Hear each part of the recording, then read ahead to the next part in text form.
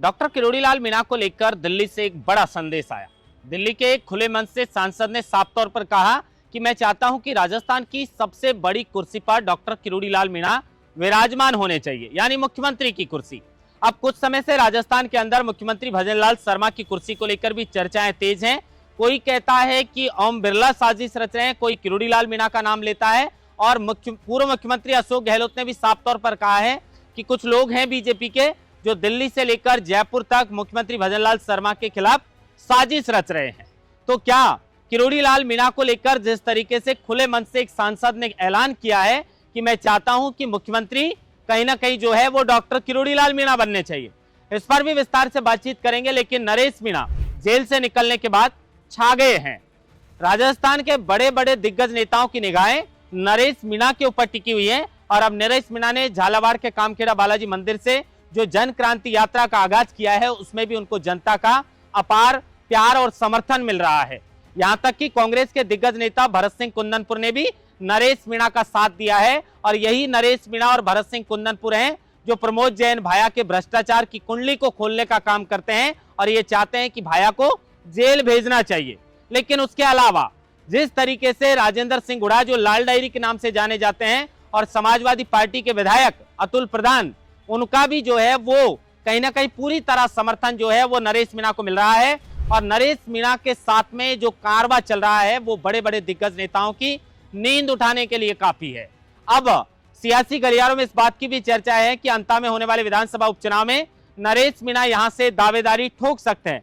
कुछ लोग कह रहे हैं कि नरेश मीणा को भारतीय जनता पार्टी टिकट दे सकती है, तो कुछ लोग कह रहे हैं कि प्रमोद जैन भाया के भ्रष्टाचार की वजह से प्रमोद जैन भाया का टिकट काटकर प्रहलाद गुंजल को अंता से कांग्रेस पार्टी टिकट दे सकती है। लेकिन क्या नरेश मीणा और प्रहलाद गुंजल आमने सामने लड़ सकते हैं, इस पर भी विस्तार से बातचीत करेंगे। नरेश मीणा चुनाव लड़े या नहीं लड़े, लेकिन प्रमोद जैन भाया की मुश्किलें जरूर बढ़ाएंगे और बहुत सारे दिग्गज नेताओं की नींद भी नरेश मीणा उड़ाएंगे। इस खबर पर भी विस्तार से बातचीत करेंगे।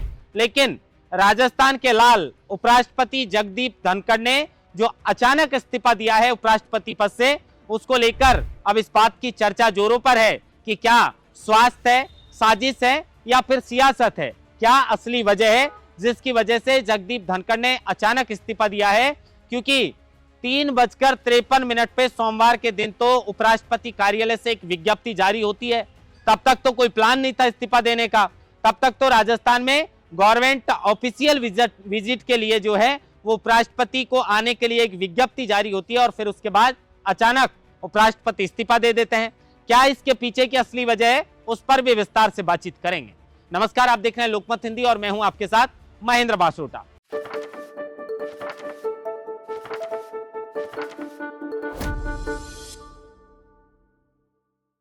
सबसे पहले खबर की शुरुआत उपराष्ट्रपति जगदीप धनखड़ जो अब पूर्व उपराष्ट्रपति बन चुके हैं उनके इस्तीफे को लेकर ही करते हैं कि क्या है ये स्वास्थ्य है, साजिश है या सियासत है।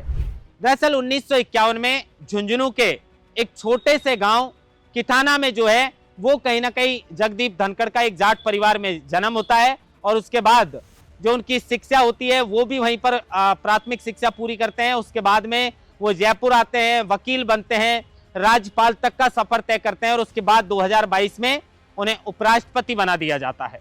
उनका कार्यकाल 2027 तक था। फिर क्या वजह रही कि अचानक 2025 में 21 जुलाई को उनका इस्तीफा जो है वो उनको देना पड़ा। 67(1) का हवाला उन्होंने दिया, तत्काल प्रभाव से उनको इस्तीफे को मंजूर भी राष्ट्रपति के द्वारा कर लिया गया। लेकिन 20 जुलाई को उपराष्ट्रपति जगदीप धनखड़, पूर्व उपराष्ट्रपति जगदीप धनखड़ की जो पत्नी है उनका जन्मदिन था। जो राज्यसभा के तमाम जो लोग थे उनको और राज्यसभा टीवी के तमाम लोग हैं उनको वो भोज पे बुलाते हैं, सरकारी खर्चे से भोज किया जाता है। और उसके बाद 21 जुलाई को 3:53 पर जो है वो एक विज्ञप्ति जारी की जाती है। उपराष्ट्रपति जगदीप धनखड़ के जो है कार्यालय से ये विज्ञप्ति आती है और इस विज्ञप्ति के मुताबिक राजस्थान में गवर्नमेंट ऑफिशियल जो है वो विजिट के लिए वो आने वाले थे। फिर अचानक उनका इस्तीफा क्यों मंजूर कर लिया गया। अब उपराष्ट्रपति जगदीप धनखड़ पहले उपराष्ट्रपति नहीं है जिन्होंने ये इस्तीफा दिया हो। 1969 में भी 20 जुलाई को, ये 21 जुलाई को इन्होंने इस्तीफा दिया है, लेकिन 20 जुलाई को वीवी गिरी थे, उन्होंने उपराष्ट्रपति पद से इस्तीफा दिया था हालांकि उन्होंने राष्ट्रपति पद का चुनाव लड़ने के लिए दिया था। उसके बाद दूसरा भी इस्तीफा जो है वो कहीं ना कहीं आर वेंकटम रमन जो है उन्होंने दिया, और ये तीसरे उपराष्ट्रपति हैं जगदीप धनखड़ जिन्होंने कार्यकाल पूरा होने से पहले इस्तीफा दिया है। झुंझुनू से आते हैं, जाट परिवार से आते हैं। अब इनको लेकर हनुमान बेनीवाल कहते हैं कि मंजे हुए खिलाड़ी हैं राजनीति के, बिना कुछ सोचे समझे इस्तीफा दिया नहीं होगा। अब स्वास्थ्य कारण इसलिए नहीं माने जा रहे क्योंकि वो वहां पर पहुंचते भी हैं दिल्ली में, और अचानक जो इस्तीफा देते हैं, अगर स्वास्थ्य का वजह जो है वो रही होगी तो वो पहले बताते। अचानक इस्तीफे के पीछे कहीं ना कहीं सियासत या साजिश की जो है वो सुगबुगाहट इसमें आने लगी है और इस बात की चर्चाएं होने लगी है। क्या वजह थी? हनुमान बेनीवाल का कहना है कि ये दोनों ही पार्टी जो है उनके निकटतम रहे हैं और कोई बड़ी प्लानिंग के साथ जो है वो कहीं ना कहीं जगदीप धनखड़ ने इस्तीफा दिया है। लेकिन राजस्थान से आने वाले थे जगदीप धनखड़, भले बड़े ही सरल स्वभाव के धनी थे और अचानक इन्होंने इस्तीफा दिया है। इसकी क्या वजह रही, आने वाले समय में इस बात का खुलासा होगा। लेकिन जिस तरीके से सोमवार के दिन राज्यसभा के अंदर जो कुछ भी हुआ, साफ तौर पर जेपी नड्डा ने यह भी चुनौती दी कि मैं जो बोलूंगा वही रिकॉर्ड किया जाएगा। मल्लिकार्जुन खड़गे को रोकने का भी प्रयास किया, और कुछ न कुछ तो अंदर की ऐसी बातें हैं जिनकी वजह से शायद अचानक जगदीप धनखड़ को उपराष्ट्रपति पद से इस्तीफा देना पड़ा। जो आने वाले समय में इन बातों का भी खुलासा होगा कि आखिर क्या वजह रही। पहले ही भारतीय जनता पार्टी के लिए जो है वो राष्ट्रीय अध्यक्ष ढूंढना थोड़ा मुश्किल था, उसका भी वो चयन नहीं कर पाए थे, और अब उपराष्ट्रपति नया उनको चुनना है। तो दो ये बड़े पद हैं जिनके लिए बीजेपी को कहीं ना कहीं जो है वो अब काफी मशक्कत करनी पड़ेगी। लेकिन अब नरेश मीणा पर लौटते हैं। नरेश मीणा जेल से आने के बाद कितने पॉपुलर हुए हैं, कितने लोकप्रिय हुए हैं, इस बात की तो जो है हमें बताने की जरूरत नहीं है। आप सबको पता है कि जेल से निकलने के बाद चाहे वो समरावता गए, देवधाम गए, उसके बाद में वो खाटू श्याम के मंदिर में पहुंचते हैं, और उसके बाद जिस तरीके से उनका स्वागत लगातार किया जा रहा है और जो जन क्रांति यात्रा का उन्होंने आगाज किया है, राजस्थान के बड़े बड़े नेता जो एसीओ के अंदर बैठ के राजनीति करते हैं उनकी निगाहें भी इस युवा नेता की रणनीति पर टिकी हुई है। भरत सिंह कुंदनपुर और नरेश मीणा ये दो ऐसे नेता हैं जो अशोक गहलोत के खास पूर्व मंत्री प्रमोद जैन भाया, जिनके ऊपर दर्जन भर मुकदमे दर्ज हैं, उनको कहीं ना कहीं ये जेल भिजवाना चाहते हैं।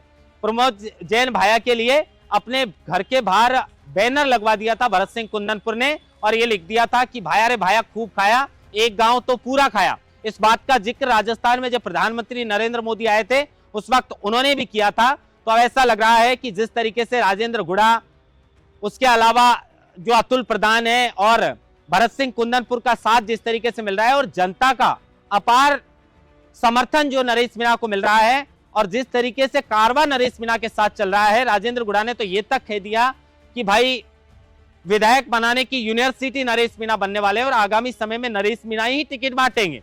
लेकिन जन क्रांति यात्रा को देखकर ऐसा लग रहा है कि नरेश मीणा के साथ अब बिना किसी पार्टी के सिंबल के लोगों का लगातार जुड़ाव हो रहा है, और ग्रामीण परिवेश के जो लोग हैं वो ज्यादातर नरेश मीणा के साथ जुड़ रहे हैं। और नरेश मीणा के साथ ये जो कारवां बढ़ा है, इसमें कहीं ना कहीं समरावता गांव की उस घटना की भी देन है, जिसके बाद नरेश मीणा को 8 महीने सलाखों के पीछे रहना पड़ा था। लेकिन उसके अलावा जिस तरीके से अंता में होने वाले विधानसभा उपचुनाव हैं, उसमें ऐसा कहा जा रहा है कि दिग्गजों की नींद नरेश मीणा उड़ा सकते हैं। नरेश मीणा खुद भी यहां से दावेदारी ठोक सकते हैं। हो सकता है कि नरेश मीणा को भारतीय जनता पार्टी टिकट भी दे दे अंता से। लेकिन कांग्रेस पार्टी किस पर भरोसा जताएगी? क्या कांग्रेस पार्टी प्रमोद जैन भाया को मैदान में उतारेगी, या उनकी पत्नी को मैदान में उतारेगी, या फिर कहा ऐसा भी जा रहा है कि कांग्रेस के दिग्गज नेता हैं प्रहलाद गुंजल, जिन्होंने लोकसभा का चुनाव भी लड़ा था ओम बिरला के सामने, हालांकि वो कम मतों से चुनाव हारे, लेकिन इस चुनाव में वो जीतने में कामयाब नहीं हो पाए। अब कहा जा रहा है कि कांग्रेस प्रहलाद गुंजल पर भी दांव खेल सकती है, और अगर प्रहलाद गुंजल पर दांव कांग्रेस पार्टी खेलती है तो नरेश मीणा को चुनाव लड़ने से रोका भी जा सकता है, और खुलकर नरेश मीणा प्रहलाद गुंजल का साथ भी दे सकते हैं। भले ही वो कांग्रेस में फिलहाल नहीं हो, लेकिन प्रहलाद गुंजल के और नरेश मीणा के रिश्ते काफी अच्छे हैं। काफी पहले से वो एक दूसरे के लिए जो है वो जी जान से साथ देते हैं, और जब नरेश मीणा जेल में थे उस वक्त भी प्रहलाद गुंजल ने नरेश मीणा को लेकर कई बार मुख्यमंत्री भजनलाल शर्मा को भी जो है वो बोला है कि नरेश मीणा को रिहा करना चाहिए, उसका इतना बड़ा गुनाह नहीं है। और चाहे वो नगर पोर्ट की महापंचायत हो, चाहे वो सवाई माधोपुर के जिस तरीके से सवाई माधोपुर में महापंचायत की गई हो वो महापंचायत हो, या लगातार जिस तरीके से राजधानी का घेराव की बात हो उसमें प्रहलाद गुंजल नरेश मीणा के साथ खड़े नजर आए थे।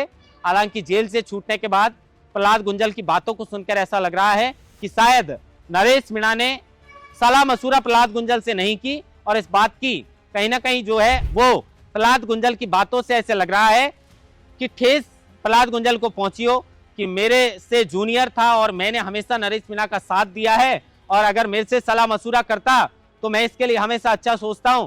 शायद ये जोश सोच में अपने होश खो रहा है, ऐसा सोचना हो सकता है। लेकिन अब अंता के विधानसभा उपचुनाव पर भी निगाहें टिकी है, लेकिन इतना तो तय है कि प्रमोद जैन भाया और कई दिग्गजों की नींद जो है वो नरेश मीणा उड़ा सकते हैं।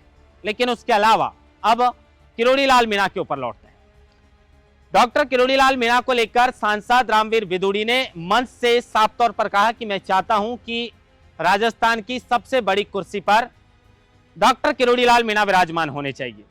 अब डॉक्टर किरोड़ी लाल मीणा को लेकर जब राजस्थान में मुख्यमंत्री की खोज चल रही थी, विधानसभा उपचुनाव के नतीजे आने के बाद स्पष्ट बहुमत बीजेपी को मिला था, तो किरोड़ी लाल मीणा का नाम भी चल रहा था, और पूर्वी राजस्थान तो चाहता था कि किरोड़ी लाल मीणा को मुख्यमंत्री बनाया जाना चाहिए, क्योंकि बाबा के संघर्ष किसी से छुपे नहीं है। सबसे ज्यादा आंदोलन खड़े किए, आंदोलन को निभाया, और जिस तरीके से संघर्ष किरोड़ी लाल मीणा ने किया है उसके बाद ऐसा लग रहा था कि किरोड़ी लाल मीणा को मुख्यमंत्री का पद मिल सकता है या कोई बड़ा पद मिल सकता है। लेकिन उसके बाद उन्हें कैबिनेट मंत्री तो बनाया गया, लेकिन कृषि और बागवानी जो महकमा मिला उसके बाद उनके समर्थकों में इस बात को लेकर नाराजगी रही। किरोड़ी लाल मीणा ने भी दौसा के लोकसभा चुनाव के समय इस बात का ऐलान किया था कि अगर कुछ सीटें मैं हारता हूं, बीजेपी हारती है तो मैं मंत्री पद से इस्तीफा दे दूंगा। वही उन्होंने किया। काफी समय तक वो सक्रिय मंत्री के तौर पर उन्होंने कामकाज नहीं किया, लेकिन उसके बाद बीकानेर में जाकर वो ये कहते हैं कि आज से मैं सक्रिय मंत्री के तौर पर कामकाज करूंगा, और तब से लगातार वो अपने महकमे के कामकाज को लेकर फुल एक्टिव हैं। अब किरोड़ी लाल मीणा को लेकर जिस तरीके से सांसद रामवीर बिदुड़ी ने कहा है कि मैं चाहता हूं कि राजस्थान की सबसे बड़ी कुर्सी पर बैठने चाहिए, इसी को लेकर कुछ दिन पहले जो है वो राजस्थान के पूर्व मुख्यमंत्री अशोक गहलोत ने भी कहा था। अशोक गहलोत ने जोधपुर से कहा था कि मुख्यमंत्री भजनलाल शर्मा को हटाने की साजिश कुछ बीजेपी के नेता हैं जो दिल्ली से लेकर जयपुर तक रच रहे हैं। कौन नेता है? इशारा किरोड़ी लाल मीणा के ऊपर भी था। अब नरेश मीणा नाम लेते हैं कि ओम बिरला हैं जो चाहते हैं कि मैं राजस्थान का मुख्यमंत्री बनूं। इस तरह की जो है वो साजिश कहीं ना कहीं जो है वो चल रही है। अब ये तो खैर बीजेपी के अंदर का मामला है, लेकिन मुख्यमंत्री भजनलाल शर्मा की कुर्सी को लेकर भी काफी समय से राजस्थान में अटकलें लगाई जा रही है, और मंत्रिमंडल का फेरबदल और विस्तार किया जाएगा तो हो सकता है कि राजस्थान में उप मुख्यमंत्री भी बदले जाएं, मंत्री भी कई बदले जाएं, क्योंकि कई ऐसे महकमे हैं जिनके मंत्री बदलने को लेकर काफी समय से चर्चा है। तो देखना यह होगा कि किरोड़ी लाल मीणा का महकमा बदला जाता है, कौन सा उन्हें पद मिलता है, क्या उन्हें उप मुख्यमंत्री बनाया जाएगा या उन्हें मुख्यमंत्री की कमान सौंपी जाएगी या उनको अच्छा विभाग का कैबिनेट मिनिस्टर बनाया जाएगा। महेंद्र मास्टर, लोकमत हिंदी, जयपुर।